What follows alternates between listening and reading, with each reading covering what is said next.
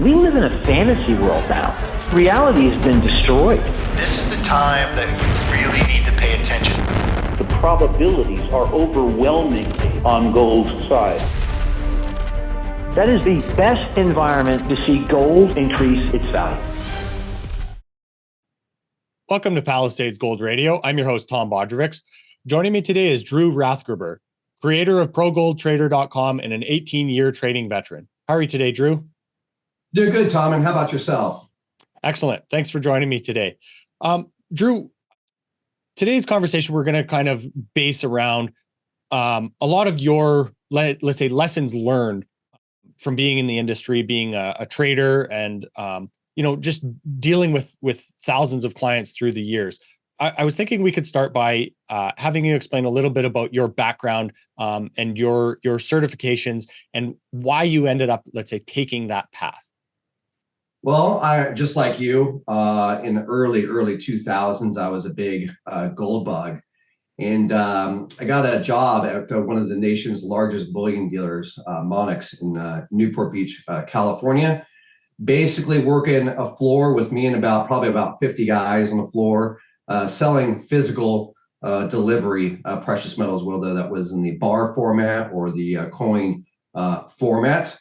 I worked there for about a year, pushing this Atlas trading account in addition to the delivery. And then in 2006, I switched over to the more professional side, the futures industry, going back and getting my license with the CFTC and passing that test and becoming a member of the National Futures Association. So that's how I got my start. And then from there, I continued my path, specializing in precious metals in California. Worked basically in the same firm for the next 14, 15 years, and then eventually broke off on my own and starting now ProGoldTrader.com. So, Drew, what was it that really drove you to become a licensed professional within the space? Like, good question, what advantages did you see to needing to have that designation and in some ways being more scrutinized and, let's say, regulated? Good question, actually. I like that one. Effectively, when I was new in the industry, working at Monex, I was driving down the freeway with my father, the 405 freeway, and I was explaining to him what I did for a living.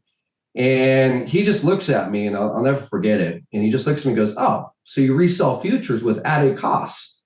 And I'm so young and new in this industry. I'm like, "What's a futures?" And he makes a recommendation. He said, "Why don't you go get your license and get to the professional side?" And that's essentially, I took his advice and continued to learn more and more about the industry. Remember, I'm really in my mid-20s, early 20s, and I really didn't know that much. So transitioning from the spot into the futures really gave me better insight to really how the money flows in these markets. So I basically went from selling this financing precious metals program to really the more professional futures contracts, which is totally night and day in terms of its cost structure and transaction costs. I always try to get to a point on the show, something we'll talk about in a little bit here, trying to avoid, let's say, that sensationalism and figuring out what is really driving this market. You shared a story with me before we hit record here this morning about kind of your obsessive nature about trying to understand how these markets work. As you said, you were, I believe you put it as the ultimate gold bug. When you started, but that also kind of forced you to really understand who's winning in these markets and what's actually driving them versus, sticking to these narratives that we're all familiar with within the space, right? Yeah, I would say a lot of the gold bugs are already familiar with the internet and what's freely out there in terms of, trying to follow, whether it's JP Morgan's short position or I should say speculating that there is, or, kind of how the money flows. But really, at the end of the day, when I started and I kind of had that OCD, I really wanted to understand fundamentally, kind of who's winning in these transactions. And, like in the spot market and these trading accounts, not delivery, but in these trading accounts, really the spot dealers are winning and transferring wealth to the spot dealer through their spreads and commissions. In saying that, where I used to work, I mean, the guy's a billionaire. That's how much he siphoned off from the gold bug community. And so, I really have learned, the differences between let's say a futures contract and a spot transaction, and the value proposition, and really the disparity between the two transactions as a whole. So that's been really my experience, and really what I kind of chased after, wanting to really understand. I remember doing an interview several years ago, and the guest told me something that has really stuck with me since. And that was that gold and silver are portals to understanding the world. You shared with me something very similar, and that was that gold bugs tend to be truth seekers. So why do you think that many don't understand the markets better, or let's say the fee structures of some of these online trading programs? Yeah, I mean, that's the thing, is the way it's put together these days is kind of like a layered onion, and it can be quite confusing. Even with what I do with futures and futures contracts, it's not a consumer friendly product, to put it blankly. But in saying that, what you have is you've got the spot industry, which is kind of like the outside layer. Then you've got like the funds and the ETFs, which is kind of the next layer, and then you got the futures, which is the next layer. And you got all of those different instruments targeting different segments of the population. And really the spot market, and this is for trading accounts, only is really targeting the unsophisticated investor with their higher fees and spreads. And then after that, you've got the GLD and the funds like Sprott and whatnot, targeting the next level. And then you got the futures. And I'll be honest with you, futures is complicated. And with most people, they come in, you start using these different words, and like front month and delivery, and we have different expirations. You really start to lose the general public. And I'd say that's the biggest downfall with futures products. However, from a sophistication level, in terms of its overall, the transaction cost to buy, in something like the futures is so low in comparison to the spot, and even the ETFs for that matter. And there's many other reasons too, from a regulatory standpoint, even to the ability to trade overnight with a lot of these futures products versus the spot market. Mm-hmm. So Drew, during your time at Monex, was there anything that you saw in particular that really changed your mind about what you were actually doing there? Peripherally, within the industry, I have heard fairly bad stories about Monex. Mm-hmm. We've seen some news stories come out against them about, let's say, their practices, things like that. So were there any, real forcing functions or situations that made you reconsider the industry, from your time inside there?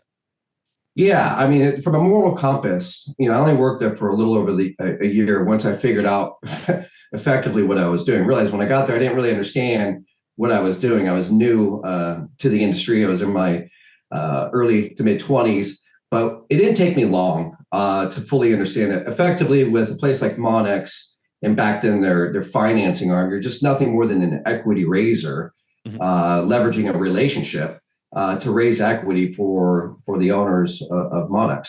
So, working on that floor, I knew it was kind of a dead end proposition, and I really didn't want to make that a career for myself. And I really wanted to get to the professional side. And that's essentially what I did. But my time there was interesting nonetheless. It was good education, mm-hmm. But from a moral compass, the way that trading platform was structured, using financing, the odds of a client making money using financing with precious metals is about 0%. So effectively, it was just a mechanism to maximize selling as much metal as possible. And then that equity, or the client's equity, would be slowly transferred to the owners of the firm. So from a moral compass, once I figured that out, I really wanted to get out, and I did, and I'm glad I did, and get to the more professional, regulated side. Now, saying that, the regulated side is tricky because, there is so much regulation on it. So it's really going from the unregulated, where it's kind of like the wild, wild west, or I should say lightly regulated. And then you get into the futures, where we're so regulated that it makes our job difficult to get out there and engage the general public in educating them on the differences and how the industry kind of really works from the inside out. So, let's dwell a little bit more on that, let's say regulated versus unregulated side of the industry. There's some specific examples that you've given me about narratives that are built around getting investors into buying metals. So, there's a couple of them, let's say end of the world, or even religious based arguments for creating in some ways fear and greed to get people into the metals. So what are, let's say, some of those differences again between that regulated and unregulated side from the narratives that can be presented? So effectively, on the spot cash side, they can go out and use vanity groups or religion, newsletter, market forecast guys. I'm seeing a lot of them pop up on YouTube these days. They can do things like that and use vanity groups and or religion to manipulate people into buying their subscriptions. Now, in the regulated side of the fence where I'm at, that's just flat out illegal. We can't use religion or vanity groups like conservative organizations to build trust effectively, to build trust with the general public, to manipulate them into any product. We actually, the regulated side, it's actually on the rule book, and I wish people understood the rules. It's called the KYC rule, know your customer. And we will block a customer from even trading with us if they don't fit certain profiles. If they, for instance, let me give you an example. If a retired person has $10,000 to their name, has no source of income, and they call me, I'll reject the account. Now, in the spot industry, they'll take in 2 seconds. They'll take money from anyone. There's no rules on the rule book to block them from taking that elderly person. So I would say that there's the negative side is, regulation is tough, but it's designed to really protect the consumer. And that's the disparity between the spot and a guy like me is extreme. And I wish that, to be quite frank with you, I wish the general public, understood, kind of what's a licensed person versus an unlicensed person. Well, I think having this conversation today will let's say help shed some light on that. I was doing a little bit of reading about, let's say, one of the case studies that you had where you were introduced to a gentleman that was being sold a lot of rare or numismatic coins and bars. How does that, as an example, really chew into the ability for them to, let's say, get in and out of those products and the premiums that are being chewed up by being sold a particular product like that? Well, it depends on the product. I mean, there's the rare pneumatics and there's the standard investment grade. But in saying that, what happens in over the years, I've had many clients that will have accounts with me and accounts at other places, and they'll have physical delivery at home. And I had a pretty large client who took millions and millions of dollars from a specific dealer and was even guaranteed a buyback price and whatnot. But in saying that, once he went to go sell it back is really where he realized, how much wealth he kind of lost on the spreads. And that's why one of the most key important things I always kind of scratch my head within the gold bug community is, everyone gets so hyper focused on the premium or the front end of the transaction. And they'll go on the internet. We all know what you're doing. You're all on the internet, basically scouring the internet for the lowest premium. But the reality is you don't really have a complete transaction until you sell it back or you convert it back to US dollars. And that's why I quite often will tell people, the buyback is just important as the front end of the transaction. Who are you going to sell it back to and if for how much? Now, I know in saying that a lot of delivery gold bugs say that, they're going to hold it for life for 10 years or 30 years. But I kind of, there's an analogy, they say like a 30-year mortgage, the average lifespan of a 30-year mortgage is 7 years. I kind of think of that the same thing with the gold bug. I think they go in with the mindset, they're going to hold this for 10 or 20 years. But the reality is they're going to probably convert it back to US dollars in 2, 3, or 4, maybe 5 years. And then that's when they realize, oh man, that wasn't the smartest transaction, because then they realize how much of the spread they got hit on. And another example, another client, I get called all the time is I'll have a client will say 50 to 100,000. They can't even get where they bought it from. They can't get them to buy it back. So then they got to go scouring the internet to go find another firm to buy the metals back. And it's usually not at a, advantage spread charge. So Drew, how do you go, or how do you go about, or how do you think about helping to educate people to understand some of these problems? I know you recently wrote an ebook, and I want to understand a bit more about how you go about trying to help educate people in this space. Yeah, well, since starting my company, I did create the ebook, and I'm doing what's called an outreach. I'm doing it right now, and this interview is part of that process. So I'm basically getting out there and finally telling my story from a guy who's been working, really on the inside here for 18 years, and really try to get my story out there through an outreach program, and start having serious conversations with gold bugs and the gold bug community, and really, not to say one's better than the other, but just really start having a bit more of a common sense approach and a realistic approach when it comes to investing, in these metals. So part of the process is people like you, getting on these shows. I'm just now starting to do some marketing as well with my company, and and get my story out there. I really want to get it out there and share people and show them kind of where the money's flowing, and educate them that basically delivery's fine. You can take some home for delivery, but don't put your whole life's worth into a delivery spot transaction. Move it, diversify a little bit. And if you want to use a futures contract or a little bit of leverage, you can do that as well. But effectively, really just try to educate people on where that the money's going, and reaching out through people like you, Tom.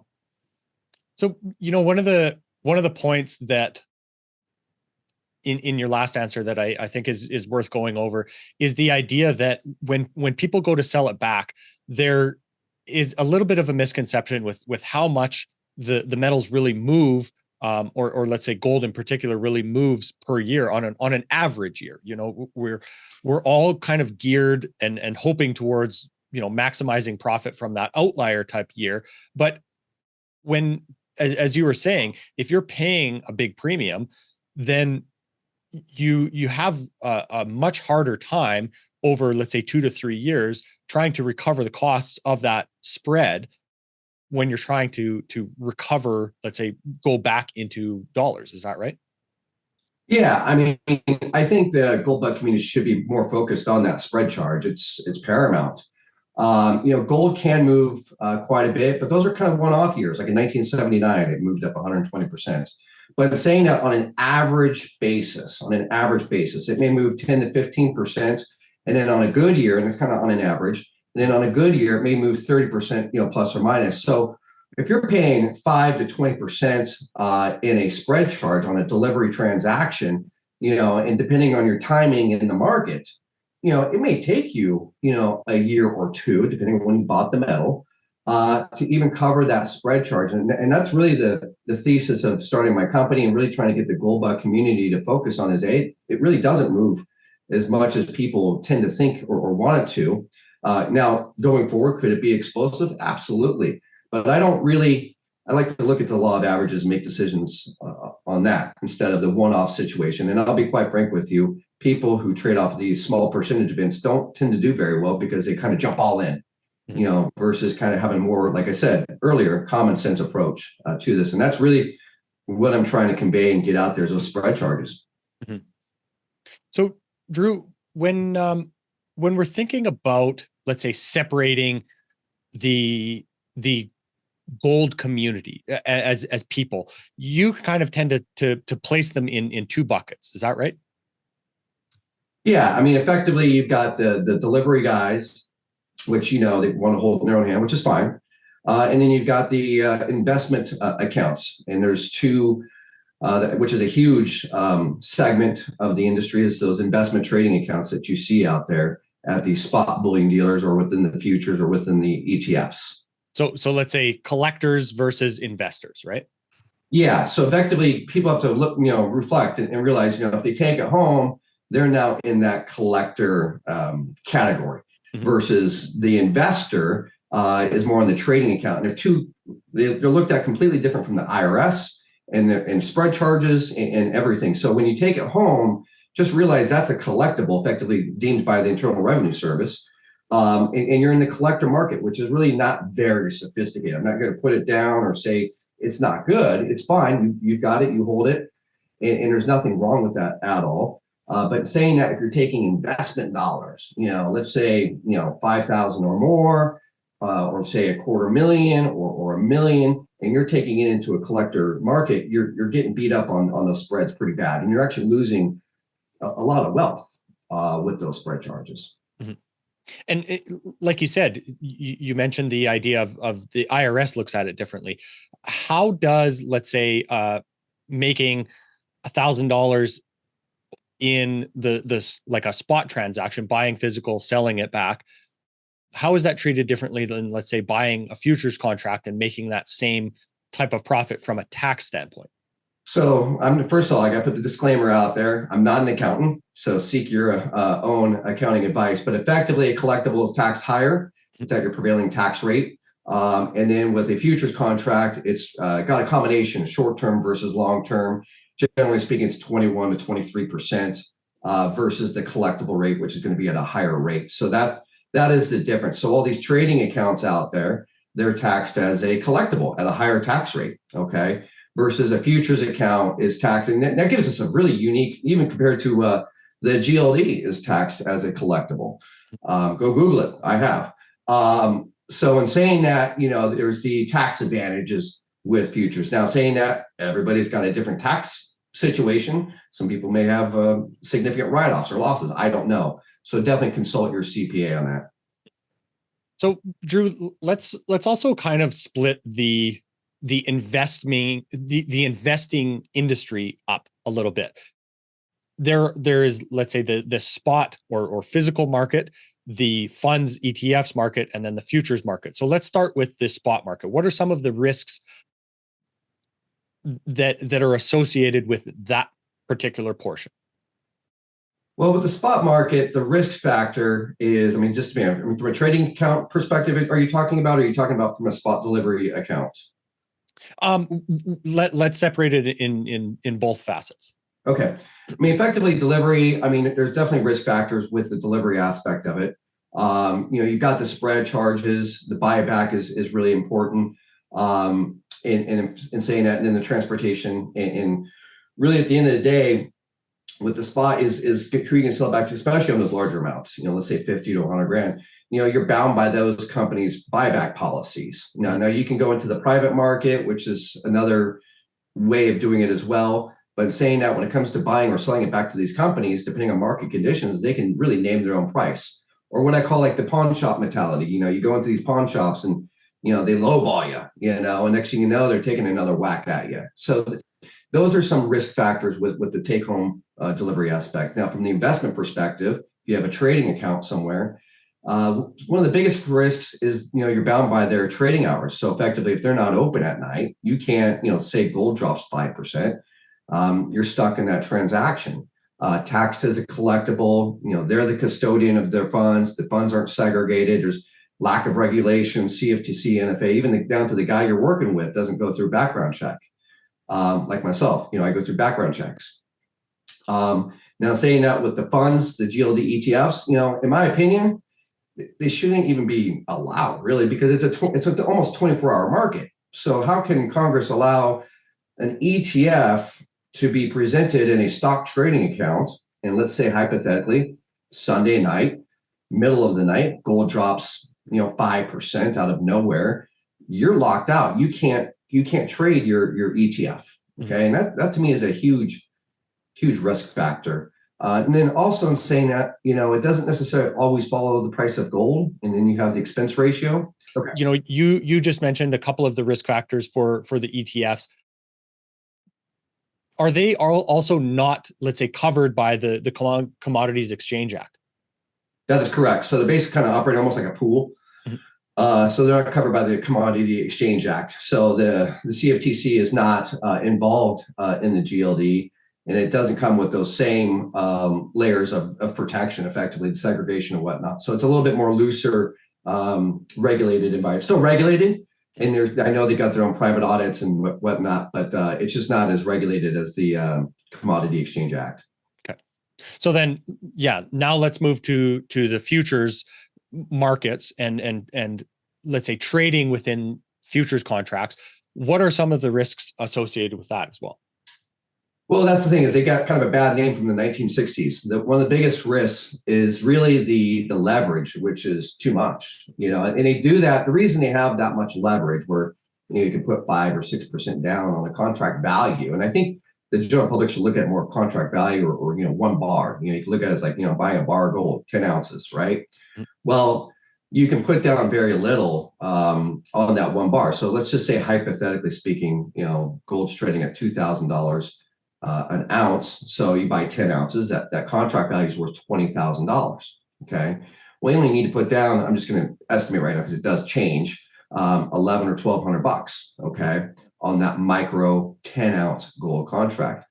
Well, the likelihood of you making money by putting or using that much leverage is pretty much, you'll never make money. You'll get blown out of the market very quickly. So I'd say that's a big risk factor with the futures, or the biggest drawback within the futures. Now, in saying that, which I've never understood with the general public, is it's also a good thing, because you can buy $20,000 worth of gold or 10 ounces and put up only $10,000, okay, and still control and get the low spreads and whatnot, and still get the same exposure to that 20,000. And that would be a more of a smarter way of doing it in that aspect. Some of the, let's say, the complication or complexities to the futures markets that are, in some ways a risk as well for people to, just to grasp, to understand. That's I would say the hardest part with futures is, the biggest advantage is obviously the cost effectiveness of them, but the biggest disadvantage is the complexity of the whole futures landscape and the general public understanding that. And that's where, like earlier, we talked about gold bugs being truth seekers. I wish they would seek out to understand the futures and how they're traded, but the complexity of it, where you have things called like front months, expirations, first notice, rollover. You start saying those words to the less sophisticated investor, you've lost them. And what happens then is they go over to the spot transaction, where it's very easy to understand, very simple. You buy 10 ounces, but where they're getting you is those spread charges and those transaction costs. And that's where it's really night and day in terms of those transaction costs with a futures contract or 10 ounces of gold in the futures market versus those spot trading accounts. Mm-hmm. How does it also work from let's say an account segregation? I've talked on the show several times about these types of pooled accounts or unallocated accounts, the risks associated with that. Do futures contracts really, are they much more segregated from a regulatory standpoint as well? What do you mean segregated, as far as the customer funds, or? Yeah, the customer funds.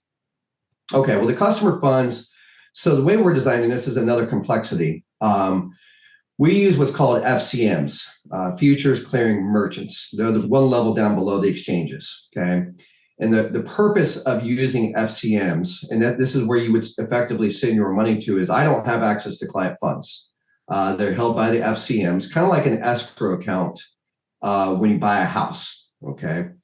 And effectively, the thought process is to protect the consumer and have those funds segregated into an FCM. Now, in saying that, like in the spot market or even the crypto markets, when you send your money off, you're just sending it to that company, which lacks a lot of oversight. Okay, and maybe transparency as well, right? In transparency. Now, with us, we get audited by the CFTC, or not, well, myself included, and also the FCMs. I mean, they go in and they check these days. So that is a layer of protection that's offered. I wish the general public truly understood that, actually, because gold bugs are all about safety and security, and so when you send your money to a spot bullion dealer, they've got control of your funds. You don't know what they're doing or how they're operating their business or really anything about them. Versus an FCM, is it perfect? No, but at least you've got some regulatory and audit system on those guys and checking to make sure clients' funds are there. Mm-hmm. Yeah, I mean, bringing up let's say the crypto example, FTX is a perfect way to kind of crystallize that, or make a good example for why it's important to have these segregated types of accounts, right? Yeah, I mean, when FTX went down, I think one of the board members at the CME also, it lacked so much transparency. And that was I believe one of the board members was approached by Friedman about being invested. He laughed at him and said, I would never touch your company with a 10-foot pole, effectively because it lacked transparency. Mm-hmm. And so if the crypto arena used basically, things like FCMs, checks and balances on them to make sure the client's funds or misusing of those funds. Now, is it to say FCMs are perfect too? No, there's definitely things can happen on our end of the stick, but at least there's some type of regulatory framework put upon the FCMs, and myself included. Mm-hmm. So, Drew, I think another one of the, let's say, obstacles in understanding futures markets for most people is the idea that they're manipulated. So when we hear about manipulation within the futures markets, how do you see that, and how do you let's say, explain it to somebody that about the, let's say, the pros and cons of dealing with futures markets from a manipulation standpoint? Sure. Well, in my opinion, kind of everything's manipulated, really. The Federal Reserve can manipulate really anything at any point in given time. Let's say hypothetically, next week they say they're going to raise interest rates by 2 percentage points. Precious metals would take a huge hit. So to sit back and to obsess over, manipulation, one market versus another, I think is kind of, you just got to realize that we're all playing in the same field. And in saying that, I know most gold bugs want the gold price to explode. But saying that, the Feds probably won't allow that, because fuel price, all the other commodities as a whole, the whole framework, the grains, crude oil, hogs, you name it, down to milk. So if you notice, the Feds have a target rate of 2% inflation rate, that's really their target. So they're going to crank up anything and manipulate the market. So to sit back and, obsess over the manipulation aspect or get angry or upset, I think is really just kind of wasted and unnecessary energy. We're just trading another market that, goes up, down, or sideways, just like all the other markets. And the goal is, and I think people lose focus on this, the goal is right now, as long as everyone's balance sheets are in US dollar terms at this moment in time, the goal is profits, pure and simple. And that's for bullion dealers, that's for myself, and that should be for yourself. So, let's say the other side of that manipulation question, there's a lot of talk around how futures markets, let's say the short positions that exist, for example, there are, needs for the futures markets to exist from, let's say, producers, everybody down the chain, from miners, producers, smelters, all of that, right? So explain to us a little bit about the need for those futures contracts, shorting positions, and leverage to exist for people within that industry, right? And that's why the leverage exists, really, for the hedgers and producers. You've got to realize that even for the crude oil markets, their goal is to go into the futures markets and sell at the highest price possible, and that creates the short or the hedger producer short position. And it's a balancing act within the futures and the spot market. So you got to realize the bigger money out there, the hedgers and producers, are out there shorting all these futures markets, looking to sell their product at the highest price possible. And that is really part of the balancing act, and why futures were even really invented was for the hedger and producer. Now, the retail general public, you're just a sidekick. You're just participating with the big boys. And that's what I try to convey here is you do have, options within the spot or ETFs or futures. The futures is really where you're playing with the big boys. And then saying that, you can structure it many different ways. But as far as the short positions and the manipulation, absolutely, the hedgers and producers, their goal is, bottom line profits. So they're looking to sell their products, and because of the futures markets, it gives them access to short the markets and sell the product at the highest price possible. So what are some of the, let's say, the sizes of futures contracts? Some of the sizes, well, effectively you have three different sizes I'm just going to talk about gold today, but you've got silver as well. But basically gold, you've got the micro, which is a 10-ounce contract, which I think is a great contract. They just came out with that probably about, I would say, I'm just guessing here, 5 or 6 years ago, which is a 10-ounce contract. So it's just 10 ounces. Okay, you can buy it with a very minimal spread. And then you got the kilo bar, which is just over 32 ounces of gold, which I don't trade too much of. It's got low liquidity. And then you've got the 100 ounce, which is the big boy, 100-ounce contract. I mean, that's a big contract. Today's price, it's almost a couple $100,000 worth of gold, or as the spot dealers would say, 10 bars, 10 bars of gold in the big one. And then you got the micro, which is just 1 bar or 10 ounces. So, effectively, if you want to, can you actually take delivery of physical metal from these futures contracts? Absolutely. What's interesting, actually, yes, to answer your question, and not only that, the inventories are audited by the CFTC, so there's transparency there. Versus these spot bullion dealers out there, there is no audit system like the CFTC to tell you, hey, the gold's here. I mean, they do hire outside auditors, but not from like a regulatory agency like the CFTC. So to answer your question, yes, I have delivered large amounts of metal out of the exchanges. It's not actually as difficult as people think it is. You just simply pay off the balance. Now you can only take delivery of the 100-ounce contract. I must put that in there. They won't deliver on the smaller contracts. So the 100 ounce is the only delivery option you have. And effectively you can take it out, get Brinks or a courier to pick it up from one of their depositories and have it delivered to your home. So Drew, the other part of this that I wanted to get to is talking about counterparty risk. There's always somebody on the other side of the transaction that you have to really depend on. So let's start with the spot, let's say, dealer programs, physical metal counterparty risk. How do you see the let's say the cards stack up for counterparty risk in that? Yeah, I mean, in my opinion, there's kind of counterparty risk with kind of everything that we do if you really dig deep. But saying that, for this presentation today, like with a spot transaction, your counterparty risk is really the company that you're dealing with and their policies. If they decide to change their spreads, or decide to not buy your metal back, or decide to go out of business, I mean, those are some of your counterparty risks within the spot industry. And again, that spread charge, they can change those, at any point in time. It's not an exchange traded, spread. You're not going to get really the market spread. You're getting their spread. Versus kind of like a futures, more exchange traded. You're going to get what the markets, the prevailing spread is in the marketplace.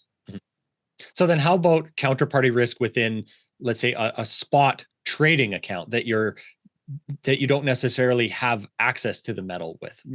Let's say an app-based one. Yeah, there's a lot of them popping up on the on Facebook right now, these trading accounts. Well, effectively, the spread charge is going to be your biggest kind of, that changing, spread charge, including commissions. And then, of course, your counterparty risk is really that company. You're really putting all your eggs in one basket within an organization that is not regulated by the CFTC or the NFA. Case in point, FTX. Lacked a lot of regulatory authority. And I would say that's the biggest risk factor with a lot of these spot trading accounts and these vaulting programs is, their regulatory landscape. It's just significantly lacking. And I think that's a huge risk that the general public should understand. Again, kind of back to conversations that I've had in the past about kind of pooled or unallocated accounts not being, let's say, fully segregated. That's another kind of risk to that, right? That is, these are basically pooled accounts. And the interesting thing, like, my father said at the very beginning when I got into the industry, a lot of them, will take delivery out of the futures markets and they're looking just to resell that same metal with really just a higher transaction cost on a pool basis. So it's not segregated, it's just a pool basis. And so you're really bound by that company and that company's, balance sheets, are they running it properly?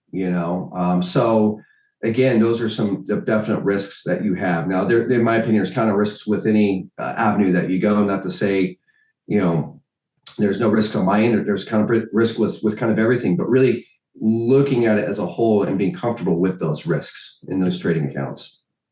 So then moving on to the gold ETFs or funds, what are some of the counterparty risks that you face there?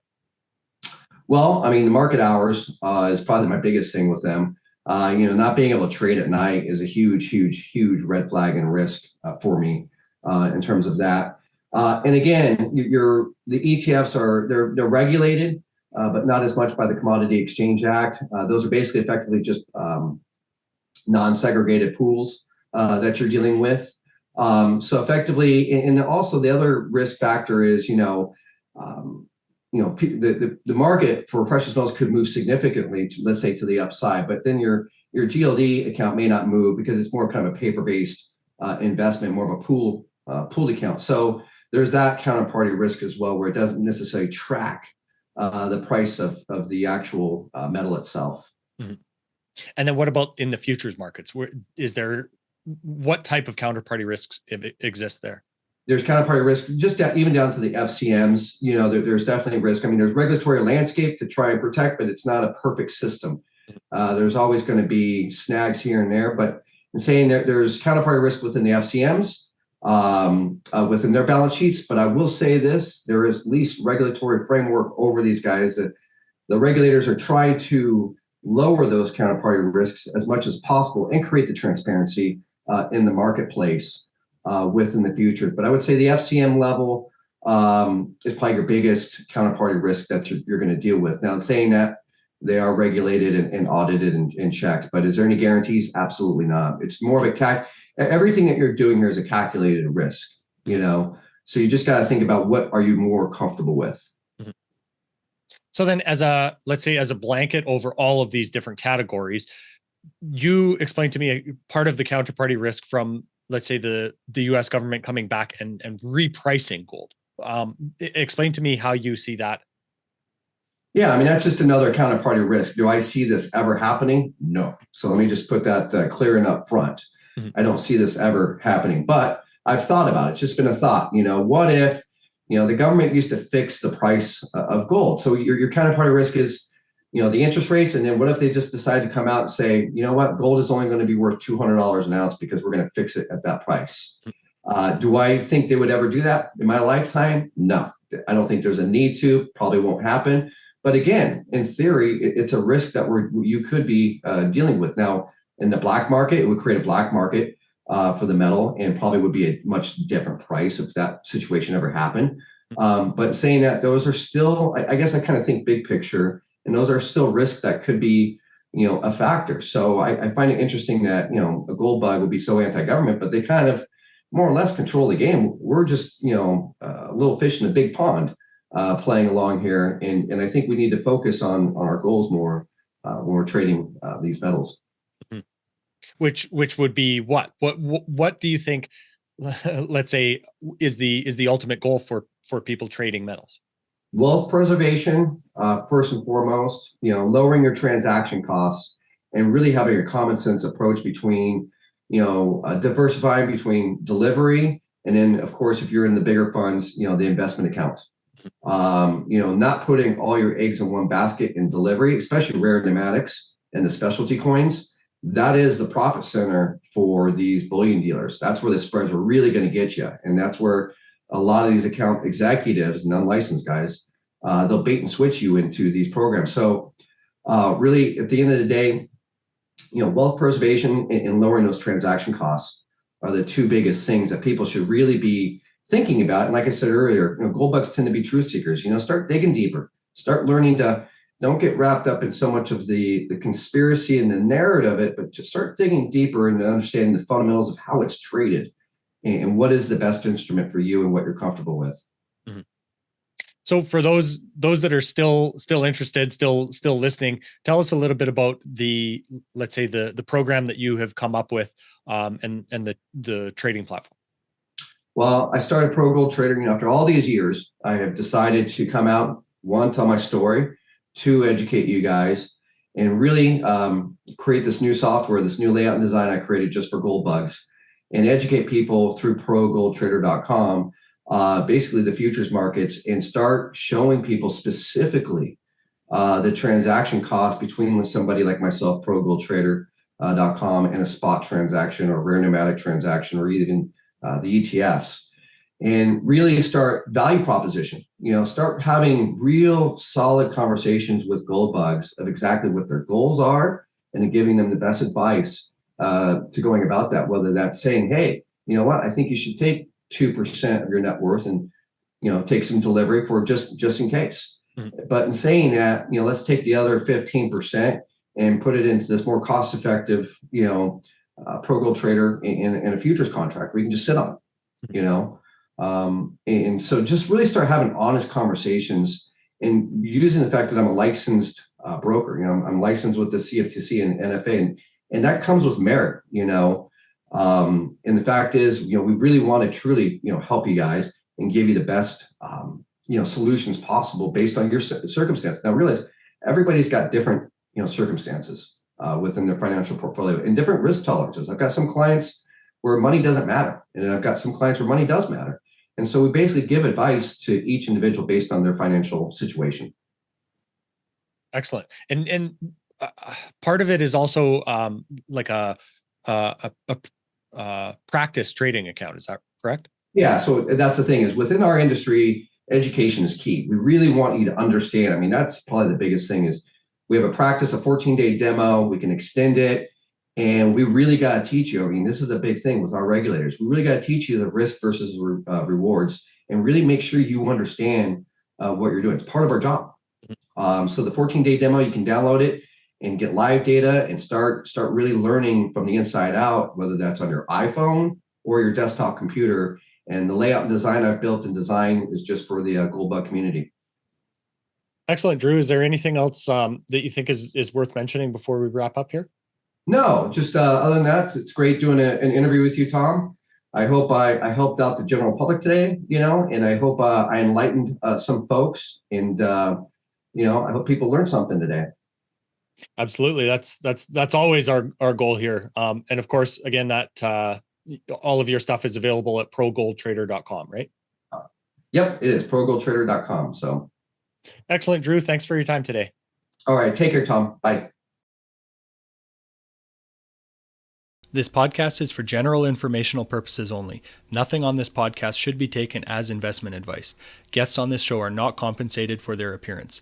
Listeners are urged to educate themselves and make their own decisions. Do not base any investment decisions on the information contained. To view our full disclaimer, please visit our website.